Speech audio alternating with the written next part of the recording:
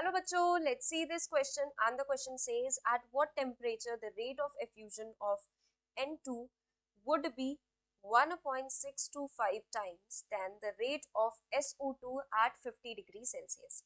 तो क्वेश्चन में क्या कह रहा है बच्चों कि कौन से टेम्परेचर पर, ऐसा कौन सा टेम्परेचर होगा किसका बच्चों, हमारा N2 का, जब इसका जो रेट है वो 1.5 गुना से ज्यादा होगा then the rate of SO2। और SO2 कौन से टेम्परेचर पर मेंटेन्ड है, 50 डिग्री सेल्सियस पे। तो यहाँ पर बच्चों हमें पता है अगर हम रेट ऑफ एफ्यूजन की बात करें, ये इनवर्सली प्रोपोर्शनल होता है मॉलिक्यूलर वेट के, उस स्पीशी के मॉलिक्यूलर वेट के, और डायरेक्टली प्रोपोर्शनल होता है under root of its temperature.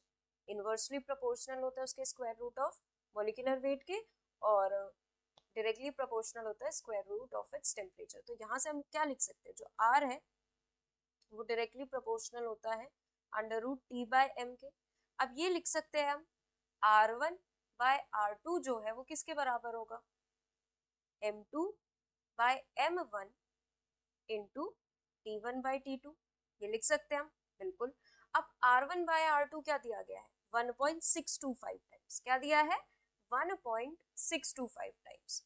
यहाँ पर M2 क्या है हमारा, SO2। अब SO2 का हमें मॉलिक्यूलर वेट पता है क्या होता है, 64, और N2 का क्या होता है 28। क्योंकि यहाँ पे R1 किसके लिए आ रहा है, N2 के लिए आ रहा है, और R2 किसके लिए आ रहा है, 2 वाली टर्म किसके लिए आ रही है, SO2 के लिए आ रही है।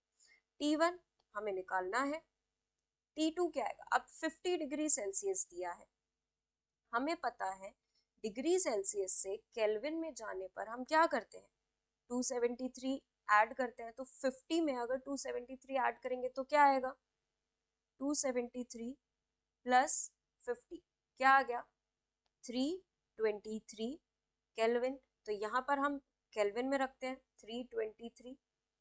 अब जरा इसको सॉल्व करते हैं, ये हो जाएगा 1.625 का स्क्वायर, क्योंकि अंडर रूट है और इक्वल्स टू के ऑपोजिट तरफ जाके square, into 28 into 323 divided by 64। यहाँ पर ये 323 है बच्चों, नॉट 328, ये 323 डिवाइडेड बाय 64 क्या आ गया बच्चों, T1 आ गया। अब T1 यहाँ से हमारा कैलकुलेट करके आएगा बच्चों 370, सॉरी ये क्या है हमारा, हाँ 373.15 केल्विन आएगा। अब हमें पता है केल्विन को जब हम डिग्री सेल्सियस में चेंज करते हैं, क्योंकि यहाँ पे डिग्री सेल्सियस में ही ऑप्शन दिया गया है, तो डिग्री सेल्सियस में जब चेंज करते हैं तो -273 कर देते हैं। तो अगर हम 373.15 से 273 केल्विन को माइनस करेंगे तो क्या आएगा, 100.15 डिग्री सेल्सियस, जो कि अप्रोक्सीमेटली इक्वल होगा 100 डिग्री सेल्सियस के। तो करेक्ट ऑप्शन क्या आएगा बच्चों, हमारा option C will be the right answer. I hope all of you understood very well. Thank you and best of luck.